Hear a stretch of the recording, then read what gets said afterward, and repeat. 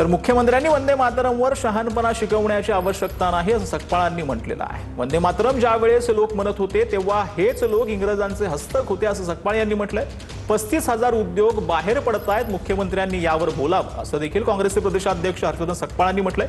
वंदे मातरम वाजवलं म्हणून नाराज होणं हा दिमागी नक्षलवाद असल्याचं फडणवीसांनी म्हटलेलं आहे। वंदे मातरम हा गीत नसून हा मंत्र आहे आणि तो तमाम स्वातंत्र्य संग्राम सेनानींनी तो प्राणपणाला लावून तो पूर्ण केलेला आहे। वंदे मातरम म्हणत असताना तिरंगा झेंडा खांद्यावर घेऊन ते कधी जेलमध्ये देखील गेले नाही। किंबहुना वंदे मातरम जेव्हा लोक म्हणत होते, आबालवृद्ध म्हणत होते, त्यावेळेस हे इंग्रजांचे हस्तक म्हणून कार्यरत होते।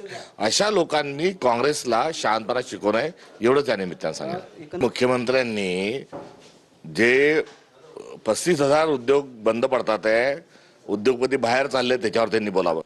त्यांनी महाराष्ट्रात बोकाळलेला भ्रष्टाचारावर बोलावं।